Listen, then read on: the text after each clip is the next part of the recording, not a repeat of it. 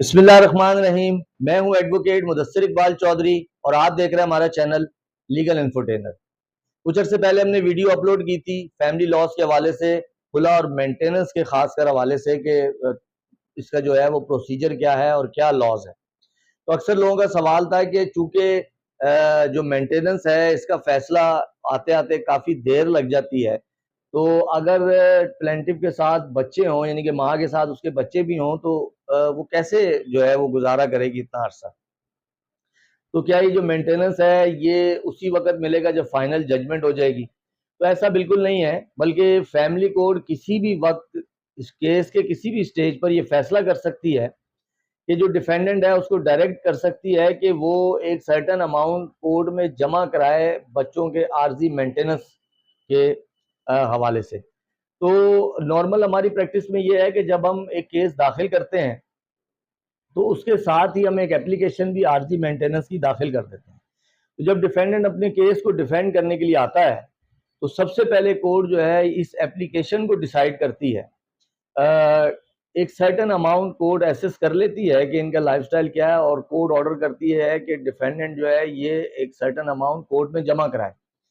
In case اگر وہ جمع نہیں کراتا تو جو ڈیفینڈنٹ ہے اس کا کیس کو ڈیفینڈ کرنے کا رائٹ ختم ہو جاتا ہے، اس کا ڈیفینس سٹک آف ہو جاتا ہے، اور ڈیفینڈنٹ کو اپنا ڈیفینس کا رائٹ بچانے کے لیے یہ اماؤنٹ ہر مہینے کی 14 تاریخ تک لازمی کورٹ میں جمع کرانا ہوتا ہے. تو اب ایسے آرڈر کی کیا کوئی اپیل ہے یا نہیں ہے؟ تو ایسے آرڈر کی کوئی اپیل نہیں ہے کیونکہ یہ کیس کے درمیان کا ایک آرڈر ہے. لیکن اگر ڈیفینڈنٹ کو اس کیس سے اس آرڈر سے وہ ایگری نہیں کرتا ہے تو وہ ایسی سچویشن میں ہائی کورٹ میں اس آرڈر کے خلاف ریٹ پٹیشن داخل کر سکتا ہے. اب بات یہ ہے کہ اگر ڈیفینڈنٹ کا لائف سٹائل بہت اچھا ہے اور اس کے بچوں کا بھی لائف سٹائل بہت اچھا ہے، وہ بڑے ایکسپینسو اسکول میں پڑھتے ہیں، اور کورٹ جو ہے وہ کم اماؤنٹ آرڈر کر دیتا ہے، تو ایسی سچویشن میں کیا ہوگا؟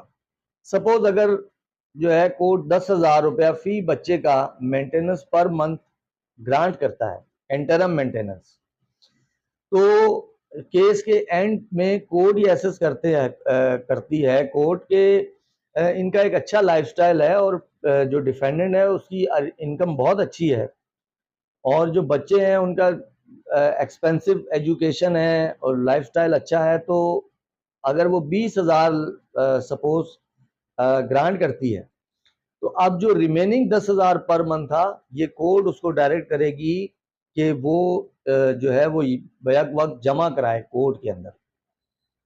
لیکن اگر اسی طرح اگر کورٹ کو لگتا ہے کہ کورٹ نے زیادہ آرڈر کر دیا ہے اور اس کا جو ہے وہ انکم اتنی نہیں ہے، تو ان دی اینڈ اگر کورٹ اس کو کم گرانٹ کرتی ہے تو جو پہلے کا جمع کرایا ہوا زیادہ اماؤنٹ تھا اس کو کورٹ سیٹل کر کے دے گی.